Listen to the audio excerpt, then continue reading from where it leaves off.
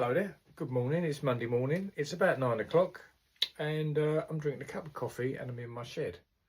Now why are you at home in your shed at 9 o'clock drinking coffee, you may ask, and you've got every right to ask because this is a channel all about working. Well, yeah, I'm going to work, but today I can't get in my first job till 9:30. People are going on holiday and they're leaving for about 10 o'clock, so they've asked me just to give them a little bit of breathing space this morning, which is fine, suits me, Monday morning, late start. And they're going away for, I believe, 10 days. And so for the next 10 days, if I need 10 days, I've got the whole house to myself, which is a rare treat nowadays, if you know that.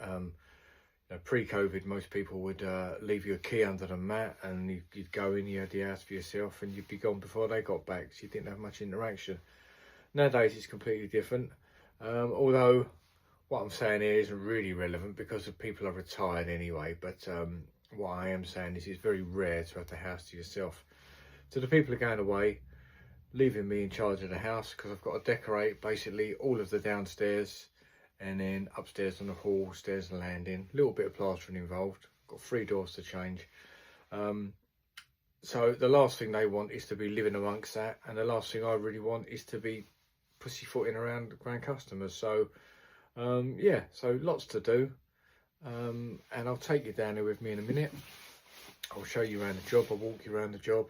And the beauty of this job is it's literally I could walk there in 4 minutes. If I didn't need all my stuff on the van, I could walk down there in about 4 minutes.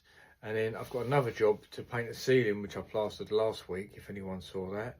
And again, that is probably about a minute's walk from where I'm going to be working. So it's one of them rare occasions when all the dots join up, and it's a lovely sweet spot to be self-employed. Got no traffic to worry about. I've got 2 lovely jobs to do, and they're all literally in a tiny little triangle. I live here, first job's there, second job's there, and they're all within 4 minutes of each other. So anyway, let's finish my coffee, enough waffle, and I'll take you in there and show you around. So let's go. Here I am, I'm at the job, people have just gone away. I've been through all the bits and pieces that you need to know, and now the place is mine for 10 days. So I shall turn you around and I'll run you through what's going to be happening in here. So I'll start at this end of the room, nothing too complicated. The walls are all going, I think they're like a pink at the minute, they're all going to be a magnolia. White ceilings all throughout. Got some paper here that's going to stay. Got a few repairs, a bit of patching up there. Obviously skirtings will all be done. And there is a little bit of plastering. We've got this sort of area here. Well, obviously there was an extension put up and there's a few sort of nasty joints running through there. So they'd like this just smooth really. So this archway is going to be skimmed up. And that's just going to make that a bit tidier for them. Got some sort of crazy boxing in there. I don't really know what's going on with that, but we'll just skim it up anyway. May even be able to cut a little bead down and just make that a little bit sharper, that angle. We've got some skirtings to change. You can see the skirtings from that size, they come round to this pier, and I think this must be the old original stuff. So you've got this real tiny, I mean, you can, you know, it's a cheek to even call it skirting board really. So you've got this skirting here, obviously I'm going to bring it up and match it along to that. Carpet's all going, which is fantastic news for anyone that does decorating. So what I'll be doing is cutting about a 2-inch strip all around this carpet so I can get all the way down to the floor with the decorating and the new skirting. Bits and pieces to be made good. There's a lot of cracking goes on in that corner apparently, so I'm going to dig all that out and put something a bit more substantial in there. Same here, that little skirting comes around here. I think it stops there. This side of the wall's got a lot of cable on it. So they've said to me, don't worry about that side because a lot of this furniture goes back there and you can't see it. So I'm going to leave that. That little silly skirting's got to be changed there and there. And then it jumps back, oddly, it jumps back up to normal there and there. So it's really, it's 1, 2, it's only a little bit of skirting to do. So upstairs is banisters and spindles. Let's take you back a bit. and all the stringers, which I'm going to be spraying. I'm going to be priming all these with water-based primer, give them all a good rub down, and then a satin wood finish. So upstairs, not too much to show really. Obviously doors have got to be all painted, all radiators painted. Got a little bit of skirt in there as well. I don't think I'm going to change that. They haven't asked me to change that bit, so I'm going to leave that bit. Just doors to paint up here. Obviously ceiling the walls. So it's becoming a bit monotonous now, but it's just one of them jobs. But yeah, other than that, not much more really. Got to change these doors. So this brown door, that brown door, and this brown door. I'm going to change them all for the white doors that I just showed you upstairs, you know, like the fake grain white 6-panel doors. So that'll be that going on.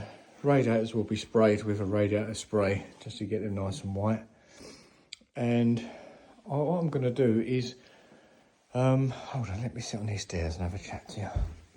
So I've realised over the past sort of few days, been just thinking about how much I spend on materials at work and how I just need to rein it in really. I can get a bit carried away with keep buying stuff that I don't really need. So this job, I'm using all Leyland paint, all Leyland trade paint. So Leyland white for the ceiling, Leyland magnolia for the walls, Leyland primer undercoat for the woodwork, and then the Leyland satin for the top coat. The reason for that is Leyland's been around for years and years. It's a good make, it does the job. But it's easy to get suckered into buying these expensive paints. Now I've just seen Dulux have been bringing out this uni primer, you know, which can prime any surface. But why do I want something that primes any surface? It's just predominantly wood. So I've just gone for like a wood primer undercoat with the Leyland stuff. It's half the price, maybe even less than half the price of the Dulux stuff. Same with the Tikkurillas, the Caparolles, the Bedex stuff. It's all really expensive, and you're just doing a domestic job, so it's all going to be Leyland. So I'll let you know how it goes. I've used Leyland many a time over the years, and it all seems to be good. But I do find myself getting a little bit sort of egged on with this. Well, this primer's even better. This primer's even better. Oh no, try this primer because this is even better. Let's just stick to what we know. So anyway, I'll start unloading and I'll see you soon. So with any good decorating job, first things first, it's all about preparation. And I know that's the boring bit, and sometimes you just want to get your paint out and start getting some paint on the wall so it looks like you're doing something. But sometimes that can slow you down really. So let's get on with cutting all the edge of the carpets up. It's a job I really hate doing. It's very monotonous. But once you've got all them carpets cut up, you can have a good hoover around. And the plan is really to get all the woodwork primed and undercoated before I start doing any top work on the walls. I may even spray the top coat on the woodwork before I start doing any work on the wall colour really. Sometimes that can work quicker in your favour. I've got the sprayer, I've got a little Graco portable sprayer. So all these banisters are going to need a fair old rub down. I'll show you them. There's quite a lot of, I know you're never going to get them perfect, but there's quite a lot to be rubbing down on here. And I want to give it a nice decent finish. And this is all oil based, so I want to give it a good rub down and a good key because I'm going on top with water based. So first things first, let's start cutting out all these bits of carpet. Good old Stanley knife. And a little tip, when you are cutting carpet out, don't just get your knife and start cutting, because a lot of time you're going to get communication cables running under these carpets. And then communication cables are so thin, you'll go straight through them. So generally what I like to do is just start on a little corner, just lift it, look under it, just make sure there's no cables. I've been on jobs before where cables are not just running in line with the frames, they're going across the floor, so you never know what anyone's done in the past. So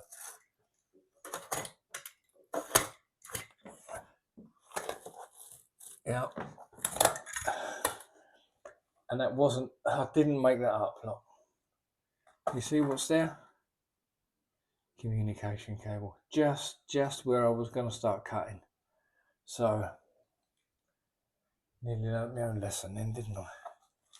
So yeah, always just do that. Just fold your carpet back first and then cut it. And it's actually easier to cut it from the underneath to the top, because the knife goes through that hessian back a lot easier than it does from top into it.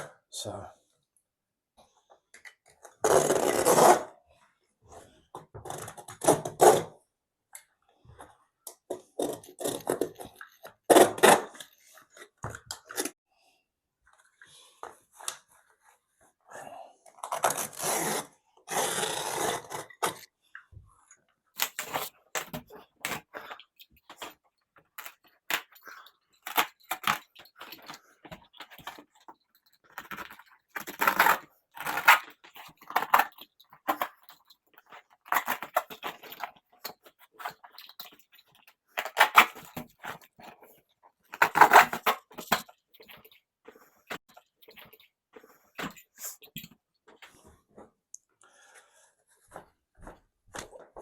fuck me, that's been pending. This is going to be a nice rewarding job actually. It's one of them jobs where it obviously hasn't been done for a few years.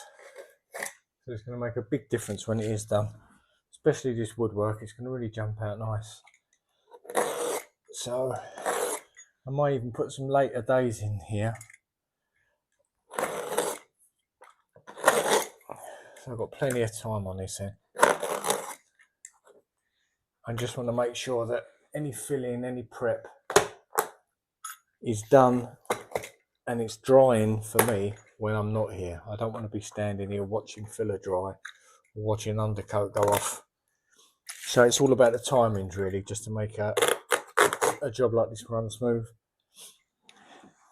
You want to make all the materials work for you rather than you working for the materials. And that is basically all drying time. So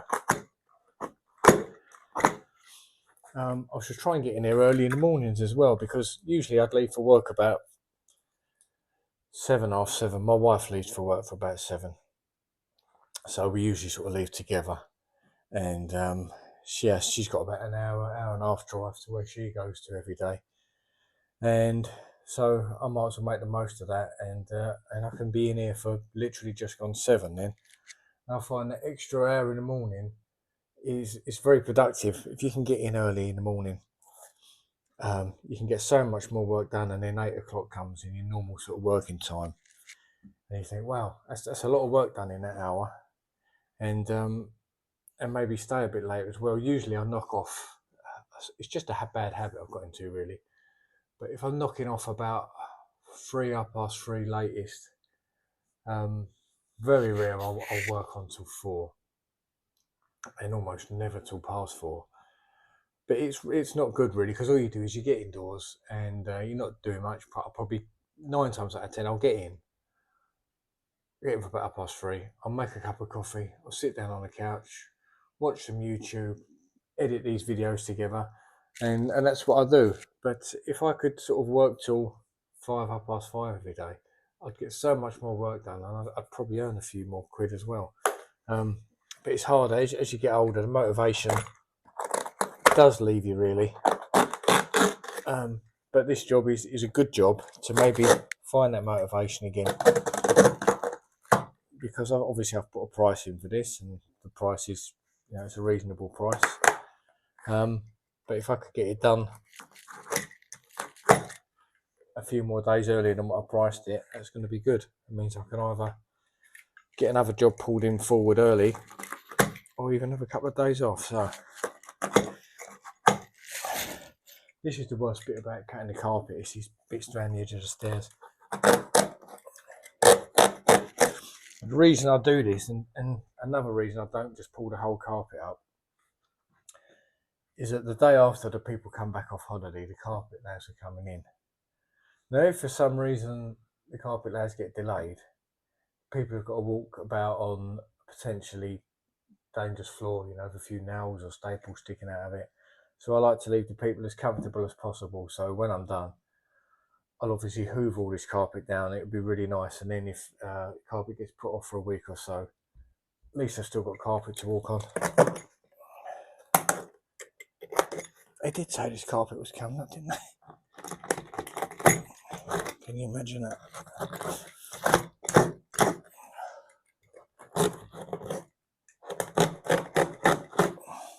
all the carpet's been taken up around the edges, so I'm just preparing all these stringers now. So over the years, it's just been painted and painted, and it's just crap everywhere. I'll try and give you a little bit of a closer there. It's a terrible surface, and I don't really just want to paint onto that. So before I sand, I like using these scrapers here with these little tungsten carbide tips. They're really good, these ones, and also with these ones, you can put them on the end of a pole, so they're really handy just to get them little jobs done. So let's just, I don't know how well you're going to see this, but you can see there's a real rough texture there, and to try and get a sander in there is aggro. You've got to try and get in and get in all the little bits, but 2 minutes with this and it will do all that for you. So let's just have a go.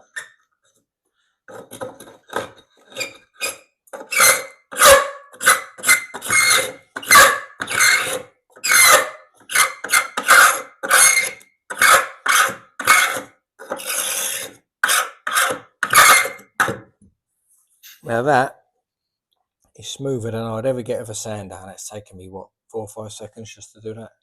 So I'm going to run up and down all these stringers now.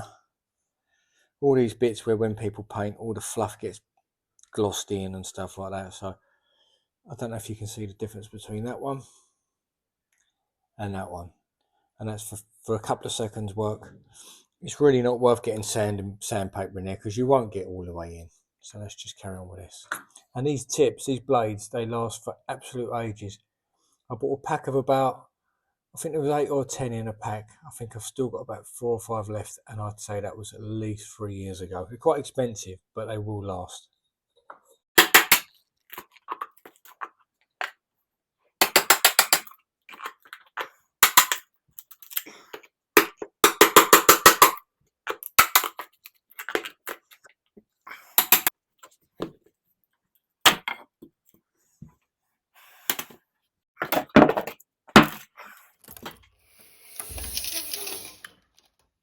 One.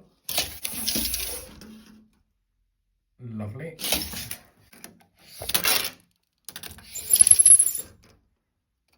Lovely. That's good. Hopefully they won't need any taking off down the side. So, right, I'm going to pop to Howdens, get my skirt in, get my doors.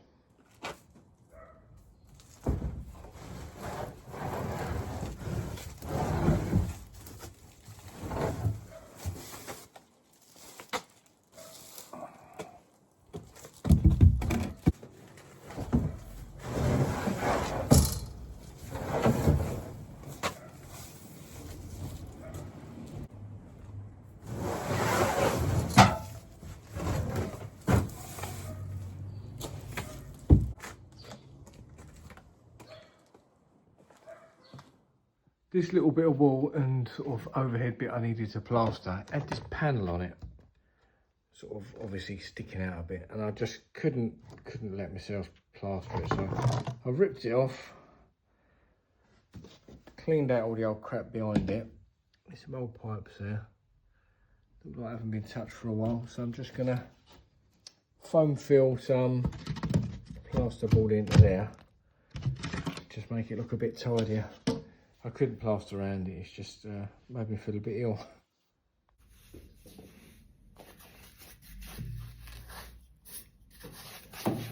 Just putting a bit of water on it, just so the foam cures a bit better. Just brush all this old dust out of the way. Quick damp and down with that.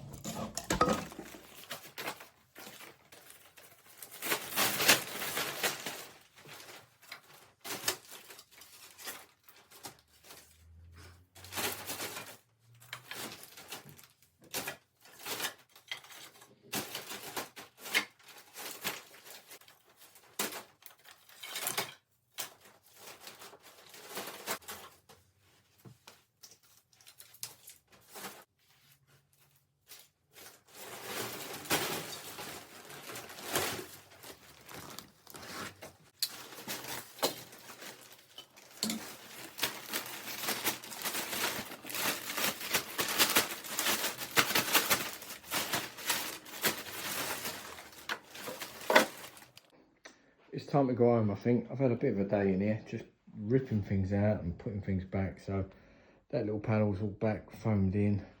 I've had a really good hoover up everywhere. Just get rid of all the crap off the floor. Picked up my skirtings. Picked up my doors. I just need to grab some hinges. I like the ones in Toolstation. I don't like Howden's cheap hinges. So I'll pick some up tomorrow in there. All hoovered. That's staying, obviously. That shitty bit there because it's got all wires on it. Raked out a load of stuff. That bit that always falls apart between the bottom of the stringer and the wall. And some quite big gaps there, so I foamed all them in. And that'll be okay. The rest is alright with filler.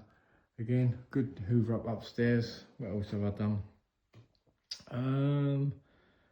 Just got a load of stuff in, really. I haven't done really that much. Just all preparation. So tomorrow when I get in here, what am I going to do tomorrow? I think I'll get that plastered tomorrow. And I might even start getting the skirtings cut. I'll bring my chop saw in. Start getting these skirtings cut tomorrow. See how I go. Maybe even some doors or a door. We'll just see how the time goes, really. Because the actual decorating of the job is not a lot, really. It's just not going to take me long to paint. You know, there's nothing, not a lot of wall space up here, really. And it's all textured, so it's easy to paint. I've just sprayed that radiator with a can of the radiator paint. Yes, it's all textured, so it's just a quick go over, really. Little ceiling there. Again, it's not going to take me long to paint it. Oh, look at the state. Wow, I've just seen the angle of these things. Look. Wow, that is wonky. That's meant to be a 45, isn't it? Let me try and show you that. That's me standing at a right angle to that post. Jesus, look. Let me see. Look at that. That's a kicker, isn't it? You see it better from there. Anyway, yes. So this will all be sprayed. Prime sprayer. All this will be sprayed, all skirtings and stuff. So it's not a lot of work up here, really. Most of the work's down here. And most of the work is really the woodwork, to be honest. Again, wallpaper not being touched. So it's just simple rolling of walls and ceilings, really. So I think probably best to get the woodwork and the plastering out of the way. Anyway, I'm really waffling on. My head's been all over the place today. We had to get this job in the correct order, so everything's working in my favour. But anyway, thanks for watching if you're still here. If you haven't subscribed, I'd really appreciate a few more subscribers just to see that count going up a bit. Try and keep the content sort of original, sort of not the same every day. It's very hard when you do this for a living because you come across the same old stuff every day, but try and keep it a bit original. Try and chuck a couple of funnies in there. Not many today though, is there? But anyway, I'll see you later, guys.